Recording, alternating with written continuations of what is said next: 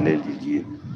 लेकिन इस आदेश के पालन में संगतों में बड़ी शिथिलता है, बड़ा दुख होता है।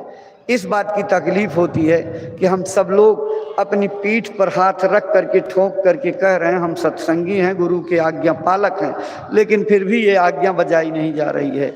भाई बहनों, गुरु महाराज के इस आदेश का पालन करने के लिए सब लोग यहीं से संकल्प लेकर के जाइए कि हम एक एक गांव को अपने नाम पर गोद लेंगे।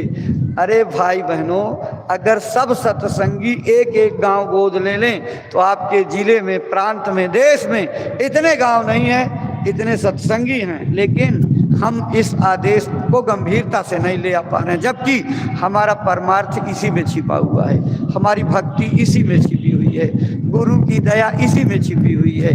इसलिए भाई बहनों, इस आदेश को पालन करने का मन बनाइए। अब गुरु महाराज के संदेशों को पहुंचाने में तेजी आ गई है। आप देख रहे हो, महाराज जी कार्यक्रम संपन्न होता, उसके तुरंत बाद निकल जाते हैं और अगले कार्यक्रम तक आते हैं। कितनी तेजी में है, रात दिन कितनी मेहनत कर रहे हैं। आपने उसको जो है सोशल मीडिया पर देखा भी होगा, रातों दिन मेहनत किस लिए कर रहे हैं, गांव गांव जन जन में गुरु महाराज की बात पहुंची। महाराज जी ने ये कहा है कि आप सभी लोग अपने गांव में शाकाहार प्रचार की 1, 2, 3, 4, 5 टोलियां 11 लोगों की बना लीजिए, जिसमें जितने सत्संगी हों। जिसमें 11 लोग ना हो, 5 ही लोगों की बना लीजिए, लेकिन 22 घंटे में से 2 घंटे आप रोज गुरु महाराज को दीजिए इस काम के लिए कि चलो 5 लोग, 11 लोग, 12 लोग एक गांव में चले गए और वहां गुरु महाराज की बातों को बता करके घर आ गए। अपनी हाजिरी रोज परमार्थ के रजिस्टर में लगवाइए। ये हाजिरी गुरु महाराज लेते हैं, दिखावे की नहीं हाजिरी, असली हाजिरी करवाइए। एक एक गांव को गोद ले करके आप गांव में शाकाहार का प्रचार करिए। दूसरी और भी बातें हैं, लोगों को आ जाने दीजिए। अभी तो आज पहला दिन है, बताई जाएंगी, लेकिन आप घर से आए हो, निर्विघ्न आपकी यात्रा हुई, गुरु महाराज की दया रही।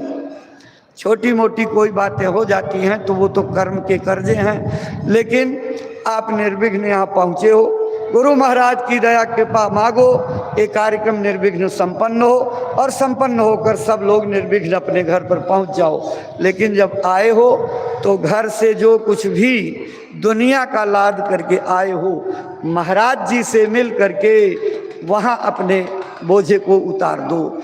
और याद रखना, जब घर जाने लगना तो महाराज जी से ज़रूर मिल करके जाना।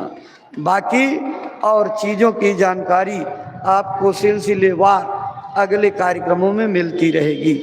देखो, सुबह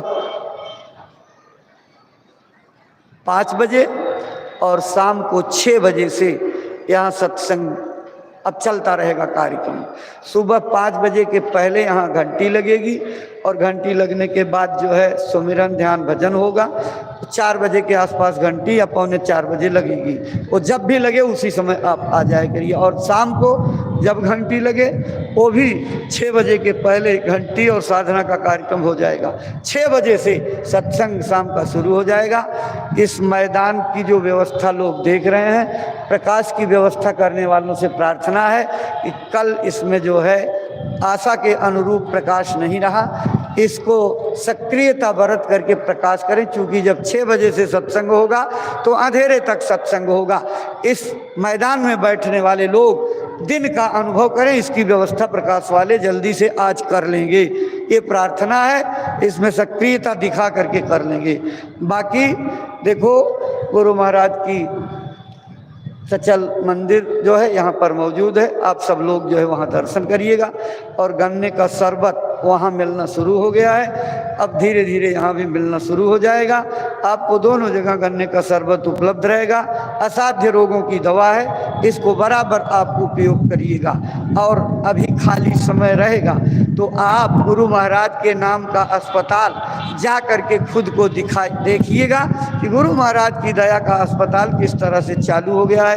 स्कूल चले जाइएगा, देखिए कि गुरु महाराज के संकल्प का स्कूल किस तरीके से प्रगति की ओर है। इस व्यवस्थाओं को देख करके आपको लगेगा कि पूज्य महाराज जी गुरु महाराज के नक्शे कदम पर चल रहे हैं। इसलिए अब आप सब लोग खड़े हो जाइए, सभी भाई बहन।